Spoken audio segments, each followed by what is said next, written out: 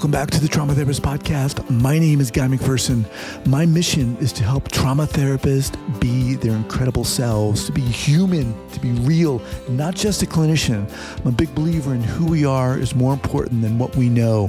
And this requires cultivating authenticity, genuineness, and vulnerability, and that requires intention. You can learn more about my courses and workshops by going to thetraumatherapistproject.com. That's thetraumatherapistproject.com. Let's get started. All right, here we go. So 5, 4, 3, 2, and 1. All right, folks, welcome back to the podcast. I am thrilled to have as my guest today, Dedoceo, Habi. Dedoceo, welcome. Thank you very much. It's an honor to be on board and to share and learn. I appreciate that. So Dedoceo is a disabled veteran. He's on the side of taking charge of one's life and getting better. His book is titled Memoirs in the Moment, and he wants to give voice to those who are living productively with post-traumatic stress disorder and to help change the paradigm of thinking around PTSD. Memoirs in the Moment is an honest portrayal of the intersection between service to others and the impact of PTSD in the life of one service member who served in Beirut.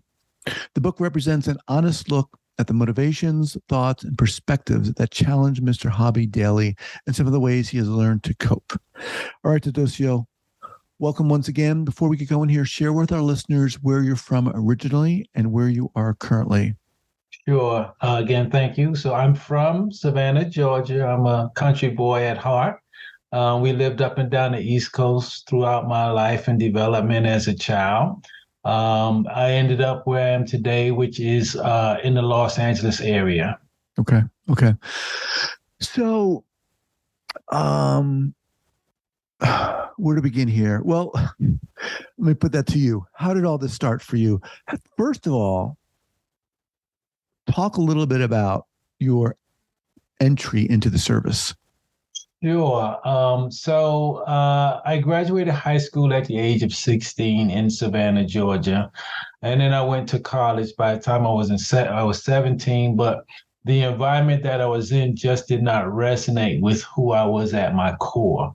At about the same time, one of my classmates had just got back from Marine Corps boot camp. And when I saw the change in him, I knew the second I saw him, that's the route I wanted to take. So by the time, by the end of that year, actually, I had enlisted and was making plans to get to Parris Island to begin my journey as a Marine. So I was motivated by the evolution I saw in one of my classmates, one of my close friends and classmates. What was it specifically that you saw? I saw that he possessed himself in a way that I thought was admirable. He was self-aware. He was clear what his next step in life was. And he just resonated a certain confidence that I did not have. Sounds good to me. I think we all could use some of that. Yes. So what happens? How do things unfold? Yeah, so I was going to the Marine Corps. I had just turned 18 when I went in. I was 17 when I signed up. And I ended up in Jacksonville, North Carolina. By the time I was 19 years old, I found myself on a Mediterranean cruise where we spent our time. This was 1983, and we ended up spending our time off the coast of Beirut, Lebanon. We were there as a part of a multinational peacekeeping force. A lot of different nations were involved in trying to create enough space so that the Lebanese people could create a stable government and govern themselves. But those that were against it decided that that was not something they wanted to happen. So on the morning of 23 October 1983, a terrorist came in and blew up the barracks, killing 241 service members. I happened to be on the Iwo Jima at the time, where we processed a lot of the wounded and some that didn't make it. Then they asked for volunteers to go in to retrieve any other personal effects or anything else that we might encounter there. I volunteered to go in. And then let me, if I may. So I just want to get clear on where. So the barracks blew up, or was blown up, and where were you at the time? At the time it exploded, I was on the Iwo Jima. We were off the coast, about 2, 3 miles off the coast. The moment it happened, and shortly thereafter, we pulled up anchor and came in closer to the Okay. shoreline so that we could bring the wounded and deceased in a lot more quickly. Okay. And then you also volunteered to go back. Right. Volunteered to go in to recover any personal effects or anything else we found. And so I went in, and that's when I got fired upon. Sniper fire coming our way, that kind of thing. And then shortly thereafter, there was some explosions as well that went on. Shortly thereafter, we got the call to return back to base and then process us back on board. Wow. So they were waiting for people to go back in Oh and yeah. help. And oh my God. Okay. So what happens next? Well, as a result of that, that's when my change occurred. I was not aware of it, of course. To me, I know I was consumed by a certain anger. What I saw, it was surreal. It was one could never imagine that they would be exposed to such things. I'll put it to you that way.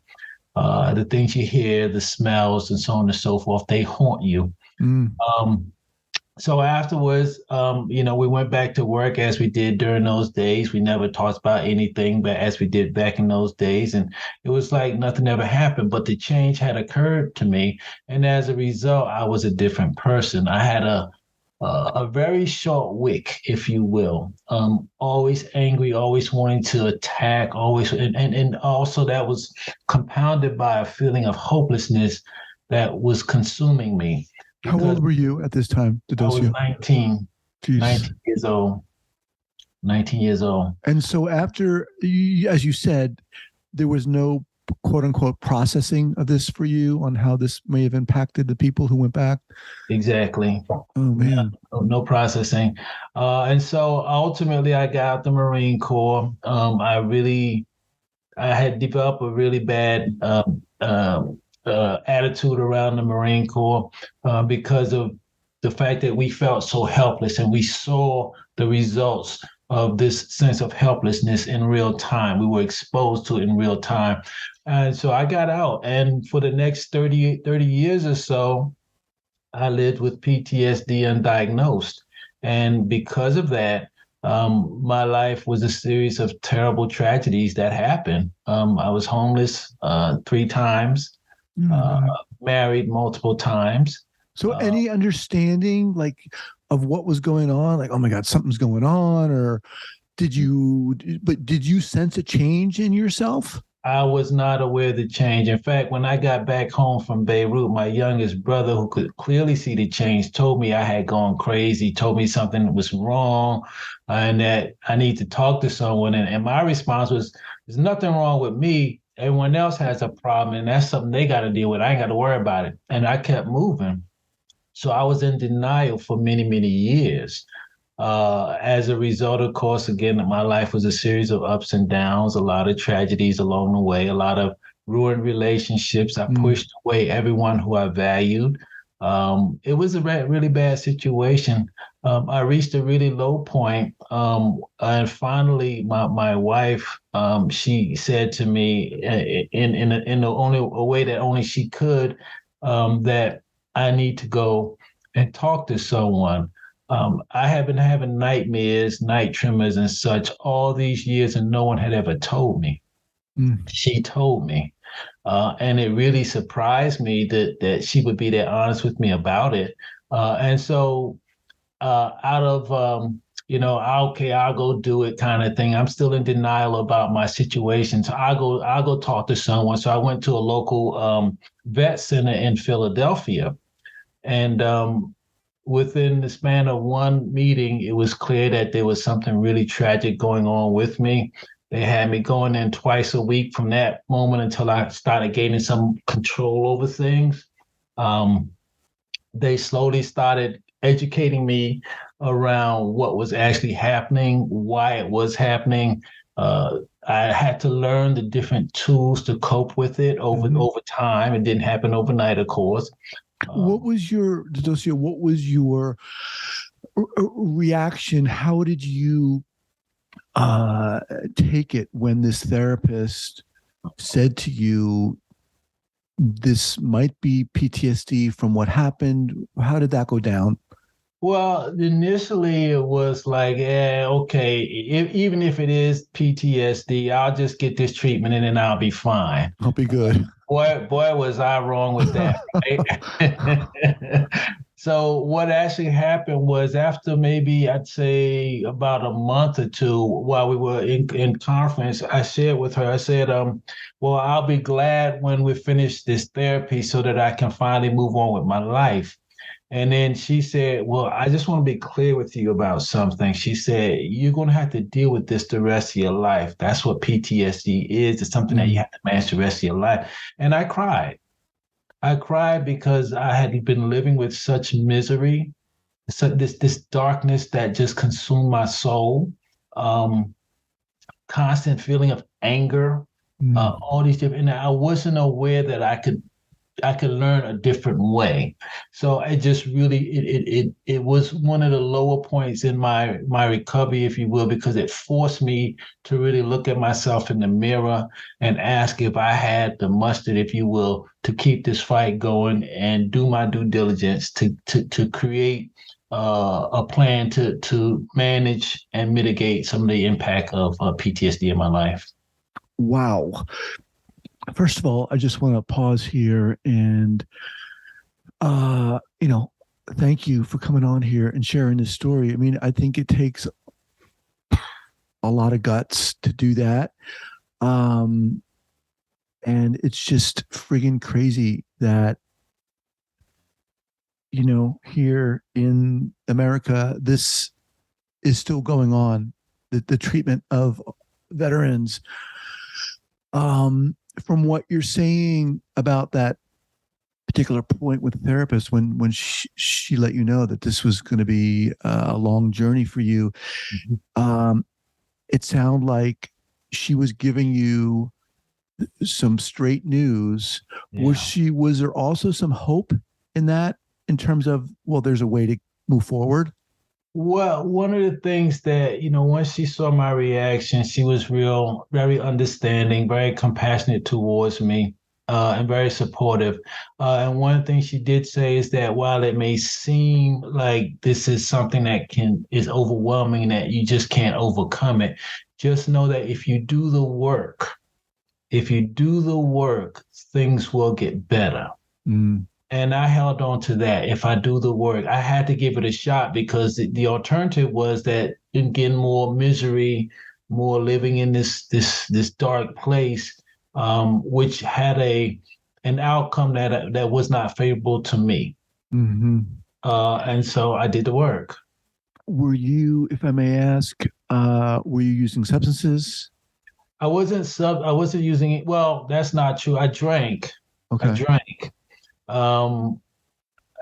I guess I drank a little bit more than I care to admit sometimes.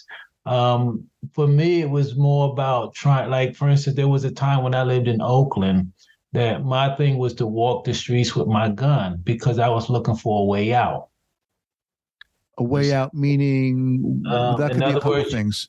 you get into a gunfight with someone and they kill you, you kill them. I was at that point in my life where it was just, there was nothing, no light in me that I could see. Wow. But again, I got past that. And then, in fact, right after that time is when I met my wife and later moved to Philadelphia, which is where I started getting access to care. Okay. So, go ahead. No, I was just going to say, your wife sounds like a pretty incredible person.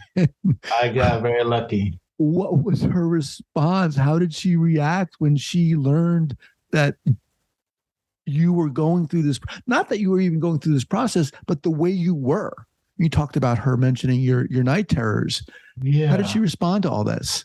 I don't really know. I guess I just got lucky, because, again, of all the women I had been with in my life, she's the first and only one to really say this is what was happening to me.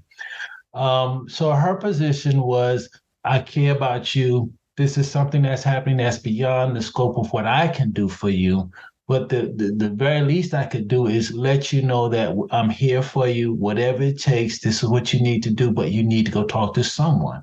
So Right. she was smart enough to know that that was something that was an area that she had no exposure to, no expertise in. And it was beyond the scope of what she could do in the relationship. And that she could only hope that I would take her advice and go talk to someone. When that therapist was upfront with you and told you that you might be dealing with this, for the rest of your life, what happened after that? Well, I was, it was a long walk home for one thing, trying to come to terms with it. And quite frankly, it's taken years for me to come to terms with even the fact that I have PTSD. There's still that part of me that wants to deny it. Um, but it was a long process, and I just decided that the best thing I could do is try, put forth the effort to at least go through to talk about what I was experiencing, to try and figure out how I can navigate this thing so that it won't have power over me, but that I can have power over it. Mm-hmm. And so it just took a lot of time, a lot of talking, a lot of self reflecting, and a lot of honesty, and ultimately it got down to slowly, and ultimately it got down to the fact that I had to learn to focus on making decisions that reinforce my values.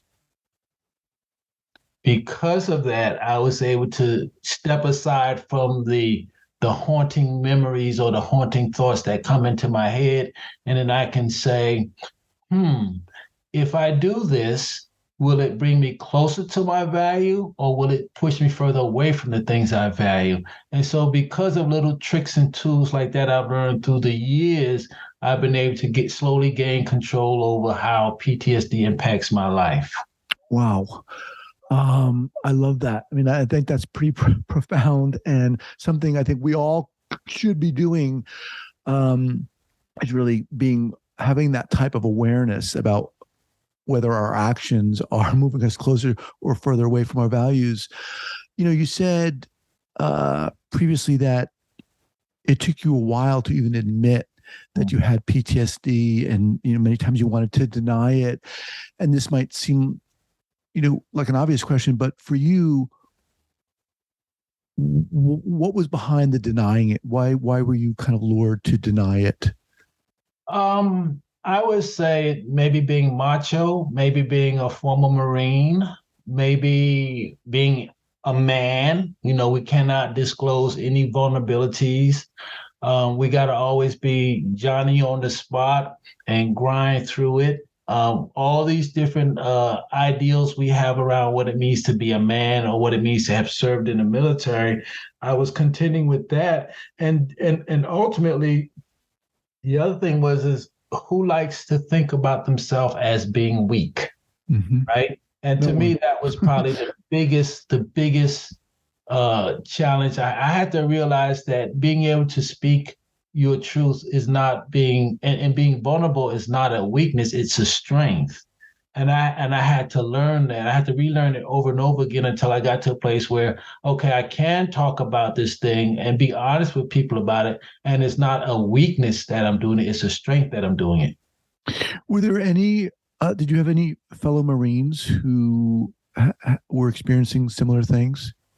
What's interesting is I have three friends who I was real close with back in '83. We were all in Beirut at the same time. And I was the only one who volunteered to go, and I was the one who got fired upon of our group. And after Beirut, I separated from them. We just went our separate ways, or I went my separate way from them. They stayed in contact.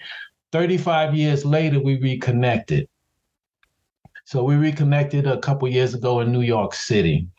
And they too have the same residual type of effects from that experience. Each of them is dealing with some kind of PTSD or emotional issue in their lives as a result of their exposure to what happened to us. And then I have another friend who was actually in the building the only person out of his room who survived. Oh, Um, gosh. we talk about it a lot, and one of the things he says to me over and over again is he he wished he was on my side, and he wished that I could have been on his side, so that I don't, because he has a different type of experience. He's really excitable about things, so it affects us all. In there's subtle differences between the level of impact it has in each of our lives, but each of us has the same kind of thing happening. Mm-hmm. Just want to remind everyone that I'm speaking with Dedoceo Habi.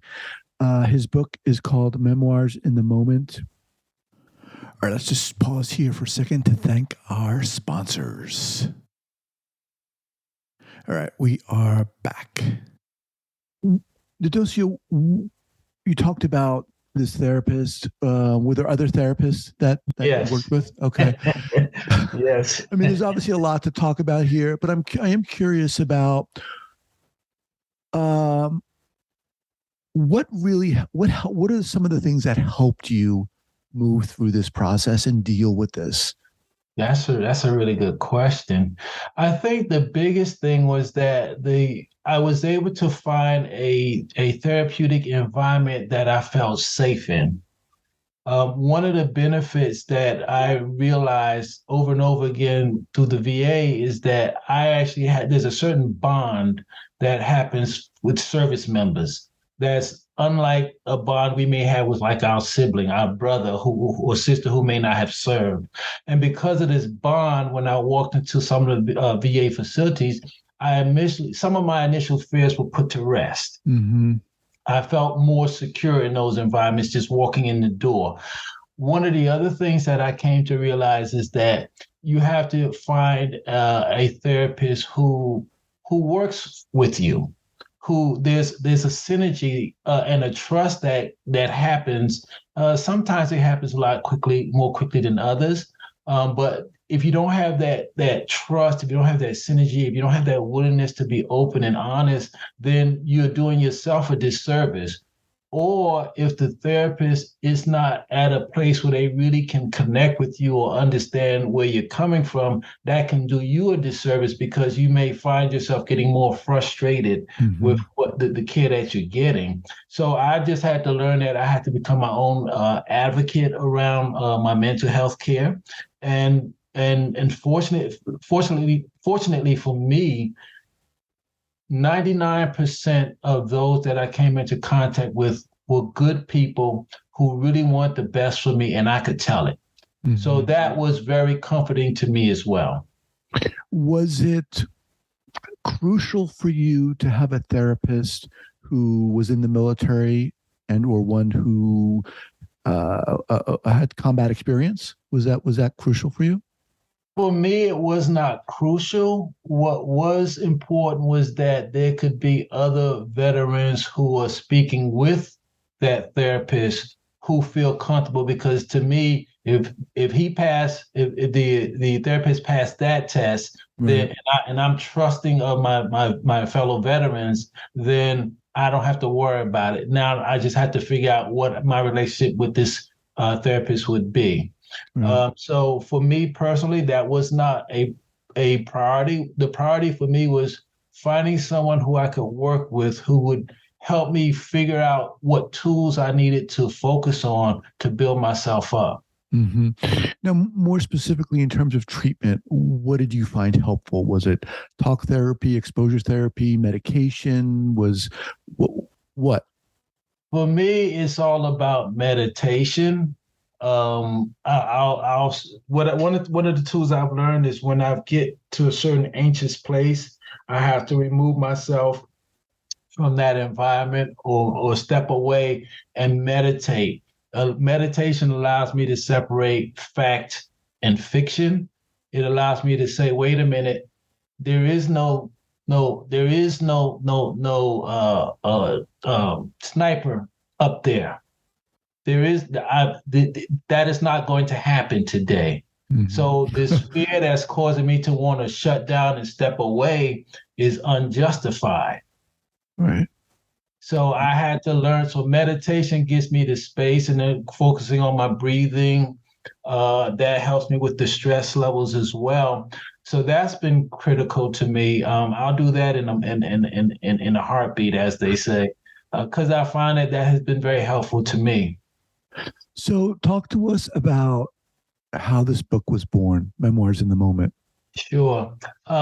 So as a result of the many, because I've now been actively in therapy for about 12 years now. So as a result of the years, I started talking about my experience in Beirut, first with family members and then with others. And what I discovered is by talking to people from this perspective, not from I got this terrible problem, but this is what happened and this is what I'm doing about it.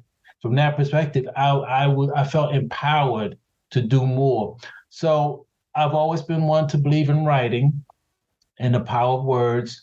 And so I want to chronicle my experience in living with PTSD, not from the standpoint of how bad it is, but from the perspective of, while this has happened to me and this has been my experience, Mm-hmm. we can always make choices to get us to a better place, which is what I've done. So the genesis of the book was I just wanted to share this story in the hopes that somebody out there could read it and start thinking, you know what? I can take the next step in my journey as well now, because he did it after he went through all the things he's gone through. And what I need to do is nothing compared to that. Or maybe it might be a lot, but I can take that next step because someone else has done it before me. And that's the whole gist behind the book, is to give people a sense of you can move forward despite whatever challenges you may face. You just have to be willing to do the work and be honest with yourself. You know, as you're talking, Dedoceo, it sounds so crazy to remember you saying you were in Oakland walking around with a gun, just waiting for someone like to piss you off or whatever. Yes. It's all the way right here to hear you talking about beautifully articulating the purpose of this book. I mean, that's such a, it seems like such a distance, doesn't it? Circle. Yeah, it is. And I'm happy about that. We can always look back and find things to regret and so on and so forth. And I think there's always going to be that. But I choose to look at it from the standpoint of I need to get through the gauntlet to get to where I am today so that I can be a better service, be more authentic to those who I want to help with the work that I'm doing around PTSD. When you say authentic, what do you mean in that context? For instance, oftentimes when you're speaking to another person who was in the military about some traumatic experience or their mental health, first thing out many of their mouths is, well, if you haven't been there, you don't know what I'm talking about. And that's a very honest statement. Well, now because I've shared what I've been exposed to, and I've shown that even through all that and all the years of ups and downs, you can get to a better place. Now I can speak with some authority, some authenticity to a veteran who may be just coming out and say, look, I understand exactly how you feel. This is what happened to me, what I've had to overcome. And these are things you need to be mindful of in your journey to getting back to being your complete self. How did you organize the book?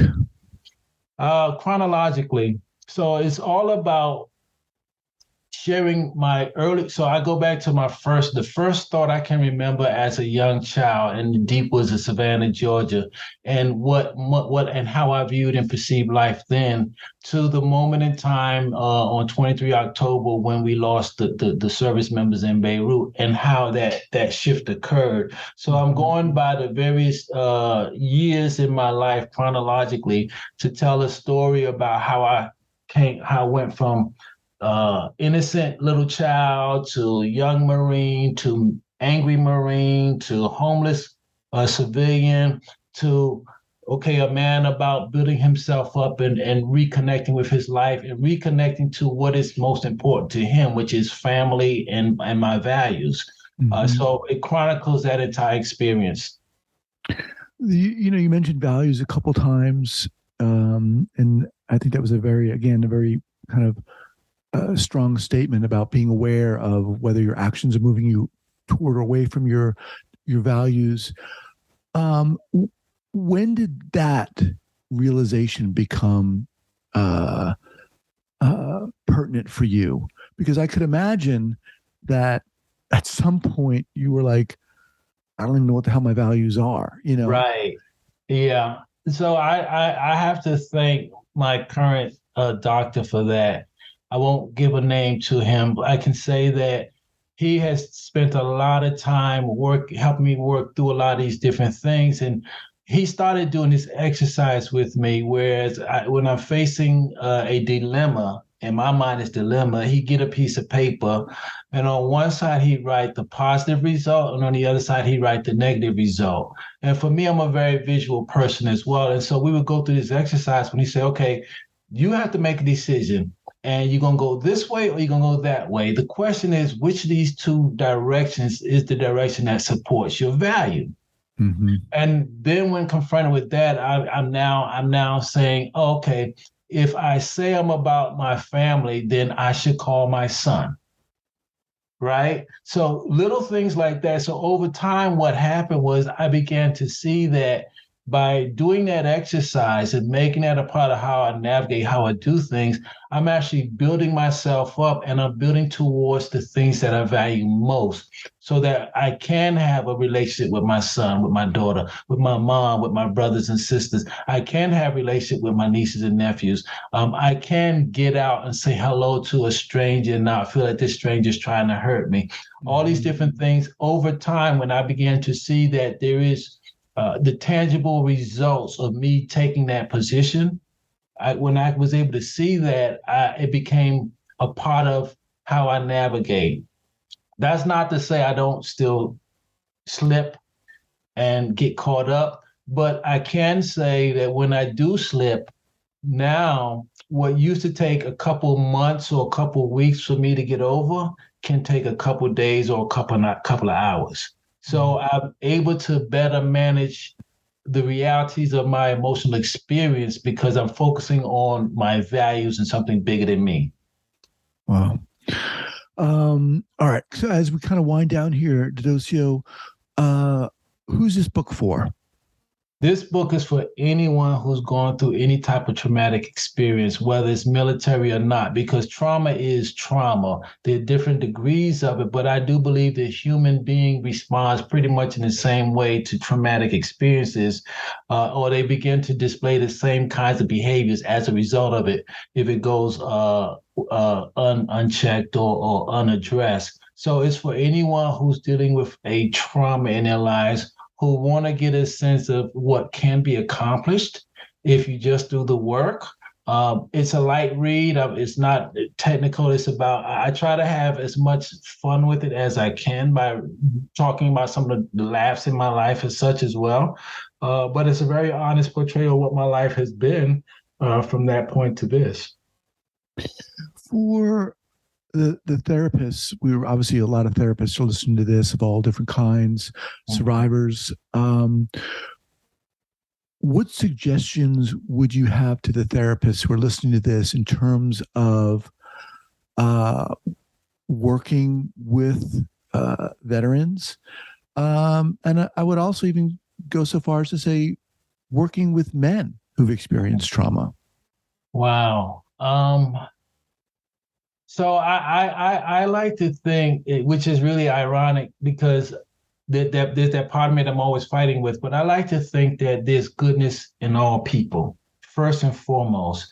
And what happens is life happens and that goodness can get clouded. So what I would do is I would encourage all therapists who are interested in providing services to those with PTSD or military or male to keep pushing forward to create a space where the veteran or the individual can feel safe, can feel that they're being heard, and that you're not making any assumptions, or that you're not just checking A, B, C, D off the list. Right.